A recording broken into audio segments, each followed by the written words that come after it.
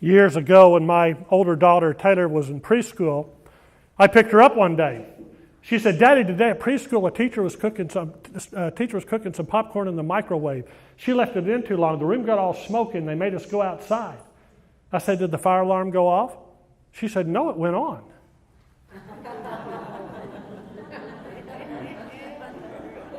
She said, "Daddy, why would you ask me if it went off?" Younger daughter, Tess, 5 years old, walks up to me one time in the house and says, "Daddy, what does power mean?" I'm thinking about it, trying to figure out where she's going here. Finally, I said, "Well, honey, can you use it in a sentence?" She said, "Sure. What does power mean?" She said, "Daddy, wasn't that a sentence?" I said, "Yes." She goes, "Daddy, why'd you ask me to use it in a sentence when I already used it in a sentence?" The power of the question.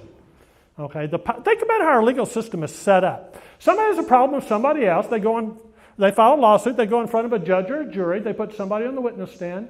And to resolve the situation, they ask them questions. And by the way, we call it different things a lot of times. It's a question.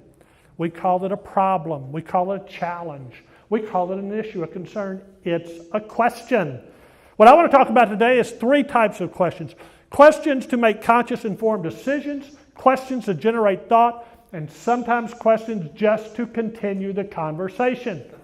Because I tell you, if you ask somebody, "Why are you so stupid?" that will not continue the conversation. All right? And sometimes you simply want to continue the conversation. All right?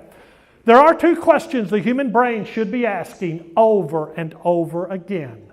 Those 2 questions are, what does this mean? Second question, how can I use it? First, what does this mean? Then, how can I use it? Because they need to be asked in that order. I used to manage lawsuits for a reinsurance company. Let's say I called up an attorney down in Texas, asked him about a case getting ready to go to trial. I said, "What do you think our chances of winning are?" He says, "I think they're pretty good." So I approve his trial plan. He goes out, does more legal work. 3 months later, $30,000 in legal fees later, I call him up and say, "Hey, when you said you thought we had a pretty good chance of winning the case, what did that mean? Is there anybody here from New York City?" My older daughter, Taylor, now lives in New York City, and I'm here to tell you, if anybody from New York City ever tells you something is within walking distance, ask more questions. All right? They have an entirely different idea than we do in the Midwest, all right? Jennings and Drucker, 2 business gurus, say 60 to 80% of all problems in business are communications related. Why? People are talking to each other, but they don't understand what each other is saying. They don't understand what they mean, and you need to do that. If people are giving you information, make sure you understand what they mean. If you are giving information, check for meaning. My younger daughter, Tess, 6 years old, Saturday morning at the breakfast table, we're having a Norman Rockwell moment. I say, "Tess, sometimes late at night, your mom and I'll go to bed. I'll open the door to your room. I'll see you in there, mouth open, sleep on your side, looking so peaceful. I'll start kissing on you." Oh, Tess loved that story. A couple of days later, Tess comes to me and says, "Daddy, tell me that story again about how you come into my room in the middle of the night and kiss me with my mouth open."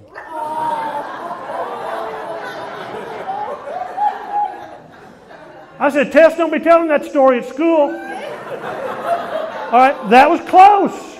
That was close, but that wasn't quite it. Check for meaning. All right?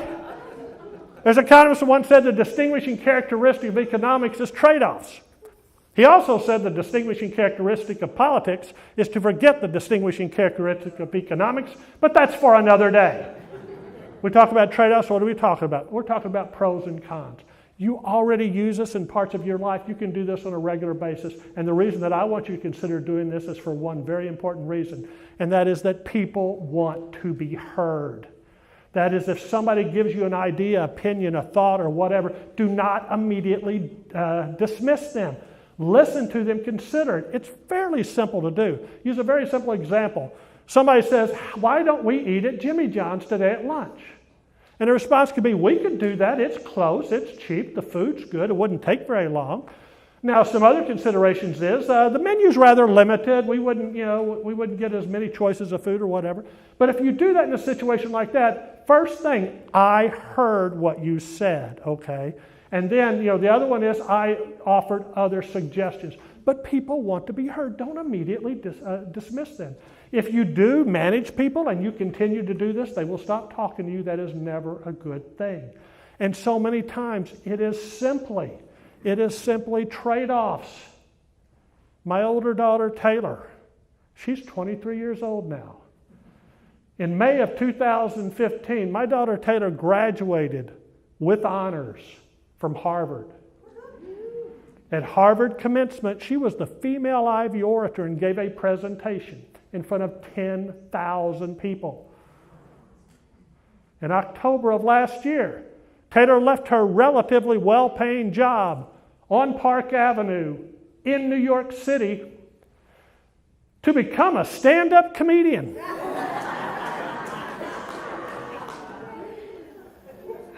I said, Taylor, we paid for 4 years of Harvard so you can earn $50 a night as a stand-up comedian? You might just make it, because that's funny.